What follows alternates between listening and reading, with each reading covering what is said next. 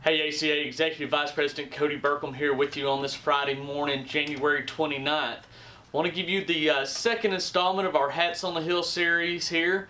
This first month sure has flown by, 2021, and we have been busy on from the get-go, not only at the state capitol, but planning out many different events that you'll see throughout the coming year. Looking forward to a great 2021. But as far as things that are going on in the state legislature, got some really big news that we want to give to you.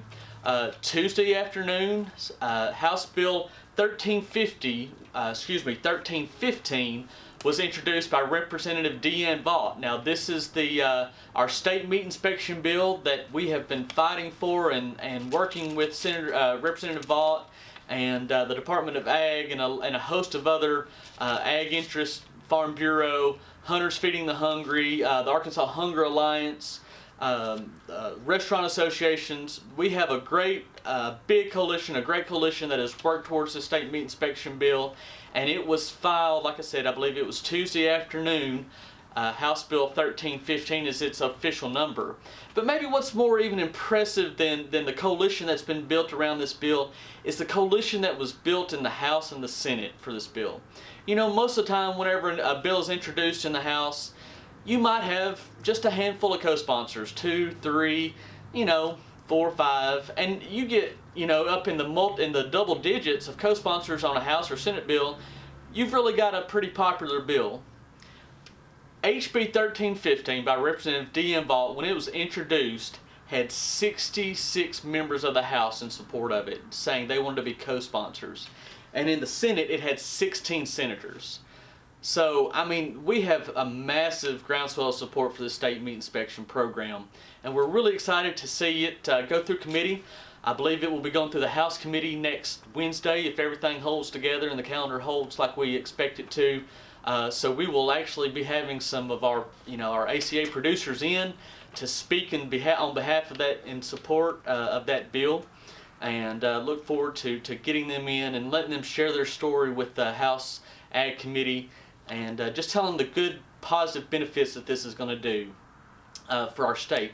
Not only for our producers, not only will it allow our producers, more of a market opportunity, but it's going to do big things for the state as far as taxes. I mean, I really, we really believe that this program will pay for itself when it comes to, the tax and stuff it's going to generate.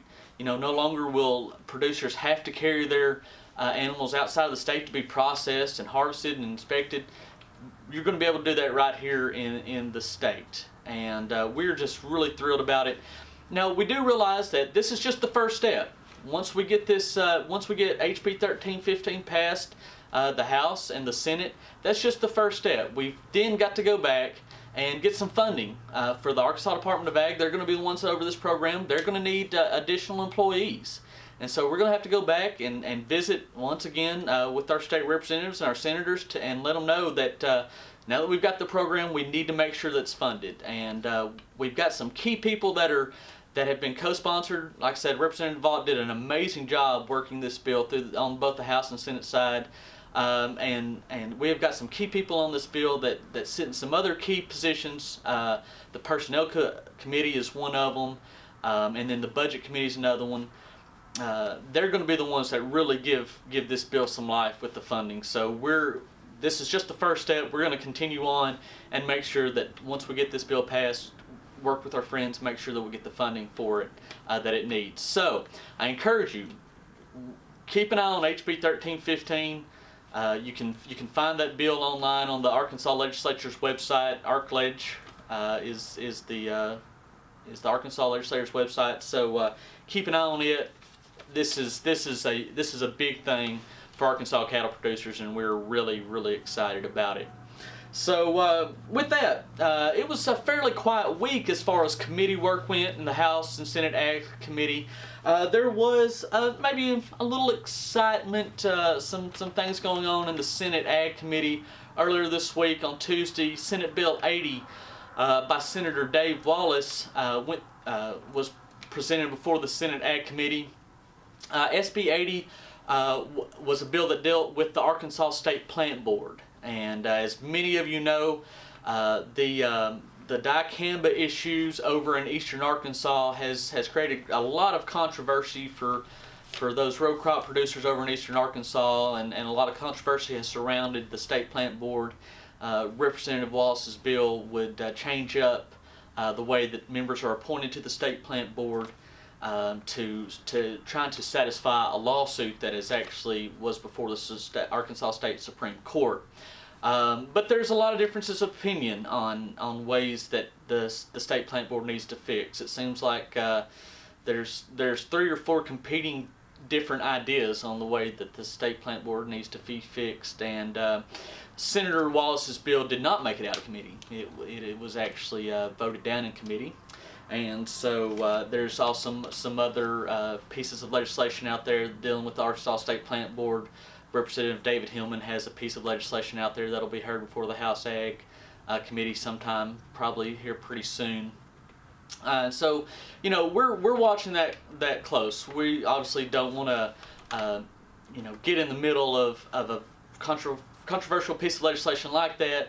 But we, understand and recognize that our producers do use chemicals that are represented on the plant board, and so the decisions they make do affect cattle producers across Arkansas, not just in eastern Arkansas, but in western Arkansas as well, and north and south. So we're going to watch those very closely and see what comes about with the state plant board.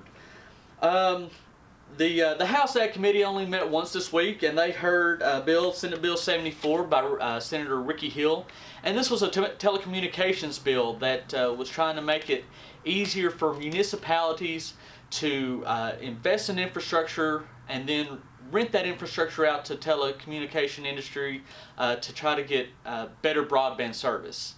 Now, this was a pretty strict municipalities bill, a towns bill, but we hope that it might serve as some kind of catalyst maybe to better broadband coverage in our counties and in our rural areas here in the state. That is one thing that the cattlemen's have policy on, and we support very heavily, is increasing rural broadband capability. I know, my wife and I live just 30 minutes outside of Little Rock here, and yet we have no internet availability other than satellite internet. Not speaking ill of satellite internet, but we all know it's not fiber, it's not the best that the state has to offer. So we're really strongly in support of any ways to increase rural broadband across the state. So while it was kind of a quiet week on the committee side, that dropping of HB 1315, the state meat inspection bill by Representative DeAnn Vaught, was a great accomplishment. Kudos to her for all her hard work, and we're going to be letting all our members know who were the people that signed on, the 66 representatives, 16 senators that signed on this bill as co-sponsors. We want to make sure that if you know them, we want you to call them, email them, tell them thank you for supporting the Arkansas cattle industry, the Arkansas livestock industry with their support of this bill. It's gonna. We really believe it's gonna do great things for our state. So, anyway, we're gonna wrap it up here for this week. But if we can do anything for you, if you need any information on a bill or things that you're seeing go through, or things you're worried about, how it could affect you or your operation or rural Arkansas, we encourage you to give us a call. 501-224-2114 is our main line here to the office. Be glad to help you any way we can. We hope you have a great weekend. Stay safe. We'll talk to you next week.